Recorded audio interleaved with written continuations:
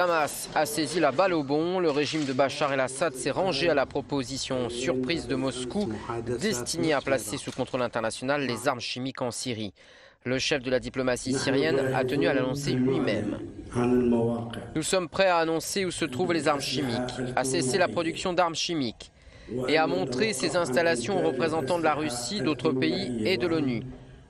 J'ai demandé aux dirigeants du Congrès de remettre à plus tard un vote pendant que nous poursuivons cette voie diplomatique. J'envoie M. Kerry pour rencontrer son homologue russe jeudi. Je continuerai mes conversations avec Poutine.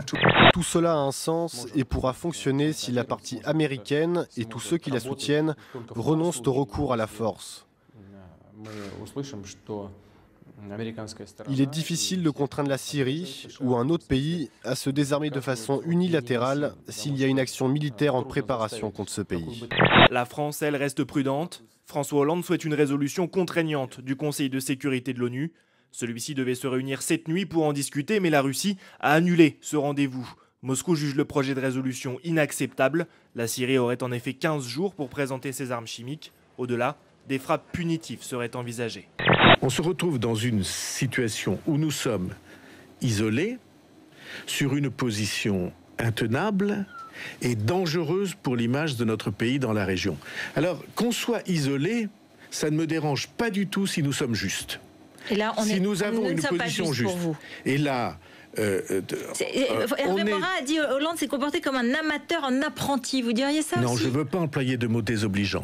L'initiative française n'est certainement pas faite pour gêner, bien sûr, la proposition russe. J'ai dit d'ailleurs, en la présentant ce matin, que nous étions tout à fait d'accord pour qu'elle soit amendée. Donc ce n'est pas, bien sûr, quelque chose à prendre ou à laisser. Nous pensons que le projet de résolution qui a été présenté par la France a été fait dans la précipitation, dans la hâte. J'entends dire qu'il faut faire jouer la diplomatie. Ça fait 2 ans et plus qu'on fait jouer la diplomatie. Quand j'étais au Quai d'Orsay, j'étais en première ligne. On a constitué le groupe des Amis de la Syrie, on a fait de multiples réunions, on a proposé à Bachar des portes de sortie, l'ONU a envoyé des médiateurs, il a tout refusé. Il faut faire confiance au régime syrien. Il faut faire confiance à tout le monde, hein. Sinon on n'arrive à rien. Nous regrettons, Monsieur le Premier ministre, que pour la première fois de notre histoire récente, l'emploi des forces armées françaises soit suspendu à une éventuelle décision du Congrès américain. C'est une perte de souveraineté pour la France. C'est la preuve également, Monsieur le Premier ministre, qu'il n'y a pas d'un côté les munichois pacifistes et de l'autre les interventionnistes courageux. Aussi vais-je faire appel à une voix que vous ne contesterez pas, qui s'exprime ce matin dans un grand hebdomadaire. La question lui est posée. Monsieur Hollande apparaît-il comme un supplétif des États-Unis? Et cette voix répond: la position de la France a été cohérente et claire depuis le départ. C'est signé Alain Juppé et j'en suis d'accord. Alors il paraît que Bill Clinton, Hillary Clinton ou Tony Blair, qui a quand même récupéré 18 millions d'euros l'an dernier, se font payer jusqu'à 200 000 euros pour une conférence. Alors les tarifs sont dans la revue. Kofi Annan et George Bush Jr., en tout cas le fils, prennent entre 100 et 160 000 euros. 150 000 euros si vous voulez Pervez Musharraf en conférence. Alors c'est l'ancien président du Pakistan. Rudolph Giuliani, l'ancien maire de New York, ou encore Al Gore, ancien candidat malheureux à la présidentielle américaine. Délinquance toujours, plus sérieusement, le fils de Marisol Touraine en prison.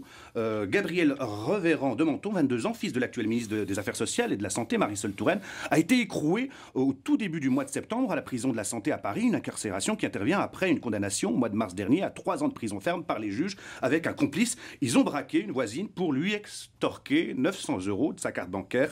Marisol Touraine a implicitement confirmé l'incarcération de son fils en évoquant une épreuve difficile pour elle et sa famille. Et puis, vous avez tout un tas de Français qui se font payer 50 000 $ pour une conférence. Monsieur de Villepin, Madeleine, Kouchner, Rocard, Fillon, Attali. Et puis, il y en a qui parlent gratuitement. Alors, c'est le cas d'Alain Juppé. C'est le cas de Carlos Ghosn, le PDG de Renault. C'est également le cas de Lionel Jospin. France et États-Unis, des alliés décidément méfiants. Les ministres sont privés de smartphones et de tablettes grand public en raison du risque d'espionnage des Américains et des Britanniques. C'est ce que révèle l'Express qui dévoile une note de Matignon. Elle a été vue 1 700 000 fois en l'espace d'une semaine sur YouTube. La vidéo de Matthew Cordell, un jeune Américain de 22 ans, originaire de l'Ohio, qui confesse avoir tué un homme au mois de juin dernier alors qu'il avait pris le volant sous l'emprise de l'alcool extrait.